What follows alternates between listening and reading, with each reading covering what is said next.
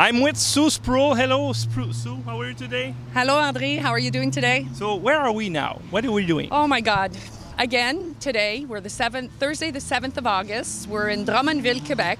We're here to support a very courageous and determined young lady that has been through the Child Protective Services here in Quebec. It's called la Direction de la Protection de la Jeunesse, but it's the same thing as the rest of Canada. It just has a different name in French. And she was abused. She was put in a human trafficking, a pedo-criminal human trafficking ring when she was in her teenage years. She went through she was abused through the centers that are supposed to protect our children here in Quebec. And we're maybe at our 4th or 5th court appearance here because she has to go through all procedures in process of going through a civil criminal trial. What is she guilty of, Madame MYLENE Hébert? She's guilty of telling her story of being raped, of being trafficked, and being abused. And some of her abusers that she has denounced is ex-artist, oh no, he's still a rock star in Quebec, his name is Éric Lapointe, ex-artist manager that is today the chief of a political party called Jean-Yves Blanchette. Yves-François Blanchette, who is the chief of Bloc Québécois. Bloc Québécois, and the one that is currently suing her for defamation and contempt of court because he got a temporary ruling against her to stop telling her story of abuse. So imagine this. The cops here in Drummondville refuse to investigate the abuse she's been subject to. And don't forget, this young lady, MYLENE Hébert, is already being indemnized through the financial support of the Criminal Act here in Quebec because she has been raped by Éric Lapointe. Éric Lapointe was never brought into a legal court and been accused because they refused to do the actual investigation about these criminal activities. So the compensation she received just Yes. proved that she's telling the truth. If she wasn't able to provide sufficient evidence of the crimes she's alleging, there's no way this government organization program would have financially supported her. So just that tells me she has a case. But the cops here in this city refuse to even investigate it. So because they refuse to investigate the accusations of rape, of physical abuse, human trafficking, and all the rest, there's no crime. So he's an alleged criminal only. And this man, Alain Carrier, even wants to be the mayor of Drummondville again. There's going to be elections this year. He wants to be one of the opponents. He wants to be mayor of this city again. And there's absolutely nobody advocating for these people that are even still currently to this day being abused in the Child Protective Services. So today's appearance, many that we've had in the last months, is all in preparation that she's going to go through a civil criminal trial the 8th and the 9th of September that is coming up. And Mr. Alain Carrier, the accuser of Madame Hébert for the court contempt, because he was able to convince a judge that the stories of Madame Hébert are defaming his character and defaming his reputation.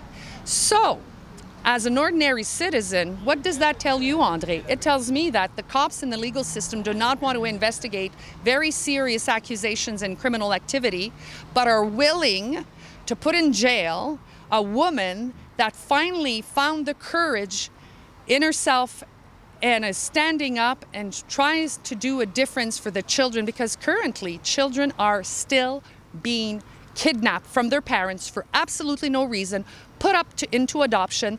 They're not respecting the legal system. They're not respecting their own process and rules and regulations, because they love to put in your face, you have to respect rules and regulations and decorum and procedures and this and that. Same thing for today. MYLENE Hébert spoke for at least 5-7 minutes, stating all the articles of laws, international laws, that human rights, that Canada signed these pacts. And also, the reason why we were here today was in preparation of the future audiences, because the lawyer for Mr. Carrier said, I cannot deal with that lady. I can't counter-interrogate. No, she's too wild. Okay, so isn't that good? I mean, if you want to prove that she's crazy and she's telling anything and falsehoods, maybe it's a good thing. Why do you object to that? There's another reason why. So the judge today, the only thing she did was to tell MYLENE HEBERT that I'm allowing you to have somebody of your choosing beside you to help you morally. That's it. That's the only thing that happened today. It could have been a teddy bear. The way she treats MYLENE and talks to MYLENE, it's like she's talking to a child. And then she talks to the lawyer of the one accusing, taking her to court, going, are you okay that I permit Mrs. HEBERT to have somebody beside her? But don't worry, not for legal advice, not to talk on her behalf, just to keep her calm. What kind of court circus is that? She made a request to be able to have her own fees to defend herself covered for this abusive legal proceeding because her abuser has the financial means to pursue her. But at the same time, the judge is saying, the last time she said she didn't see anything like that in her case, that she had made a demand for provision for her fees. Today she talks about it again, saying, I haven't seen any. But in another case that MYLENE has, she refused to give her those provisions covered financially because they say that she's a conspiracy theorist and that she's going to use the money to bring up all kinds of conspiracy theories and defense. That's legal mumbo jumbo. That's anything to shut her up. And it's appalling. I'm outraged. And the worst part is that she's trying to do this not only for herself and everybody else that got abused and raped through the Child Protective Services, but currently there's still more children being abused. There's still more parents losing their parental rights. We know that during the COVID pandemic, they kidnapped children as they came out of the womb of their mothers in the hospitals with security guards, police officers, social workers, without any excuse, and they had no choice. There's so many parents currently fighting in the courts, and that's all those reclos that we have. Reclos is a gag order. All these court proceedings are done under gag order. What kind of justice system puts a gag order? But every time they try to say it's to protect the children and the public interest, because these are sensitive matters. The only public interest you're protecting is the public interest of the criminals. And more we're assisting to these court proceedings, because I had very little experience of going to court for criminal cases other than going for contest tickets for parking tickets and speeding tickets. I don't feel trust in our justice system currently because of not just MYLENE HEBERT's case, but all the cases that you've been covering. And I'm really grateful to Lux Media, because if you notice, you're the only one who ever shows up to these things, and you're a French-Canadian independent media, and still you came and got me, and we do these together to try to inform the rest of the citizens of Quebec that are only English speaking, and the rest of Canada that has no idea what's going on in Quebec. Quebec during the pandemic was the breathing ground for the most absurd and extreme restrictions during COVID. Like the virus after 8 o'clock is more dangerous than prior to 8 o'clock. And when you get to the border of Ontario, it's really worse in Quebec than it is in Ontario. The justice system is just adding up all these court cases to the feelings of complete injustice. And MYLENE, during a court case, she spoke about 7 minutes. She wrote a text describing all the Charter of Rights. And that's very important. Yeah, Charter of Rights. Bill of Rights. She doesn't understand, why am I here? I'm the victim. So these are the law articles and the treaty that Canada signed that you have the obligation to protect me. And the judge stayed quiet because MYLENE was right, but the judge needs to protect these criminals because they are high-profile individuals, elected officials, or whatever. It lasted 25 minutes, people. That was it. Started at 9:05, 9:29. 9:25, it was done. It was done. She even cut off MYLENE in the middle of a sentence saying this audience is only for preparation for the trial that's coming up in September, and the audience is terminated, finished. And she was even half sitting up, like we have to stand up in court, it's decorum. And the special constables were already kicking us out of there within seconds that she had just said this. So our message today is, if you're a parent, protect your kids, because the state won't. The judicial system will not protect your kids.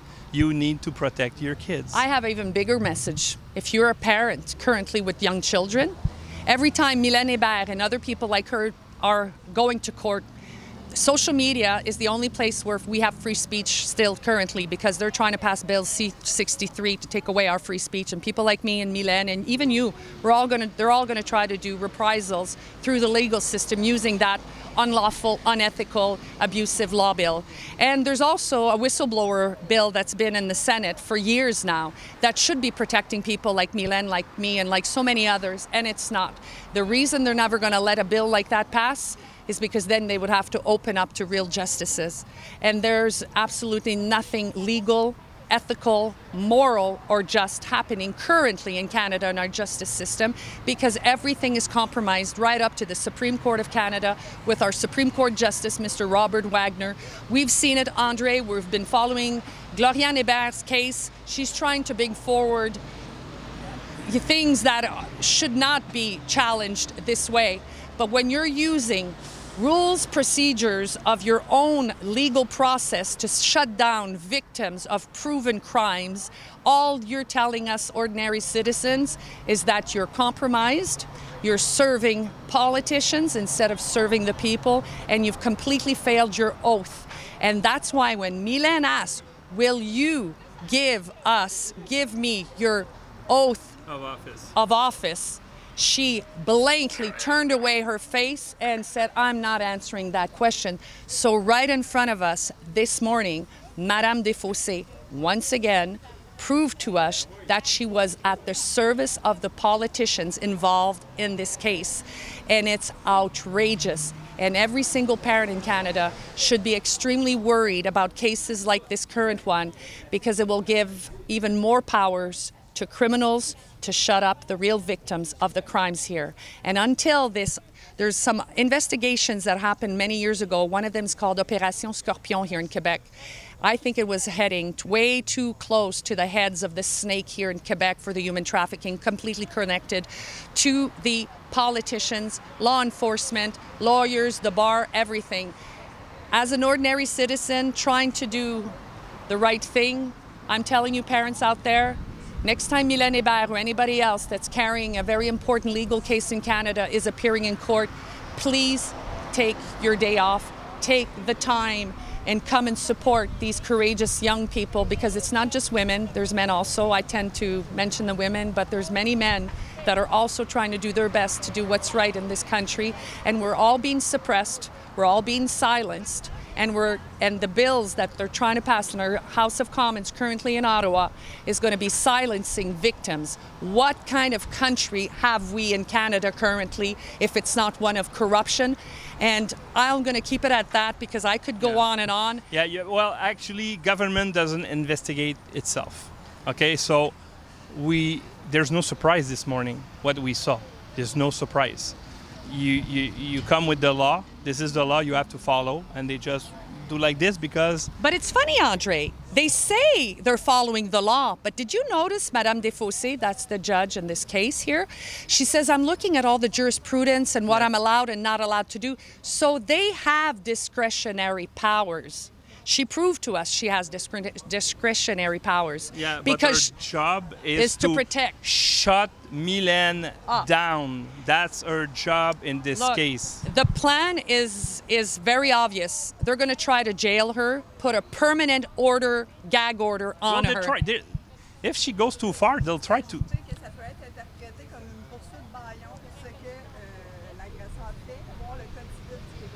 Yeah, and MYLENE is right beside us because she's not very fluent in English, but she understands perfectly, and that's why I tend to speak on their behalf. And I'm honored to speak on behalf of young ladies like MYLENE Hébert, and I'm looking at her right now. That's why I'm turning my head away from the camera for a second. And she just came and told me that these types of procedures could be interpreted, and it's not an interpretation, as abuse of power just to silence the victims. And it's exactly that, MYLENE. And they do that all the time, by the way. They're trying to do it to Gloriane Blais. They're trying to do it to everybody that contests in the court what has happening in Canada in the 5 years to come. And they're trying to take some high-profile cases like Tamara Lish and Chris Barber up to the Supreme Court of Canada exactly for that, to create jurisprudence against victims and honorable people. And to tell you, shut up. This has to stop. Yeah. I don't care what's your position, what's your salary, but at the end of the street, once you take away, and we're just humans standing all beside you, are you a good human being or are you a traitor? Are you a devil? Are you an evil person that you're accepting to let children continue to be abused, raped under the Child Protective Services? What kind of law enforcement are you to let children continue to be abused? We're in 2025 here. Medias and everything, we have all the tools we have. MYLENE even presented it to the court this morning, telling absolutely to the judge that she's presented her all the evidence she needs to do a fair ruling and to even open up investigations against these abusers. They don't want to because it's too close to comfort and involves powerful people in politics and law enforcement and right up to the Supreme Court of Canada. So after that, Andre, I'm going to leave it at that. I think it's a pretty strong message we're sending us, even though we're the only media. And I'm just an ordinary citizen. I'm collaborating with an independent media that decided to give me a voice because I've decided to support other victims of this system. And more we reunite us together across the country, maybe one day the citizens of Canada will retain and get real justice in this country. And that's my biggest worst. And on that, I'm going to say God bless everybody that cares about what's going on. God bless everybody that's struggling, and God bless the ones that are trying to change the system from within. I know there is still some. We cannot say that everybody is disgusting. The thing is not too many have the courage to stand up.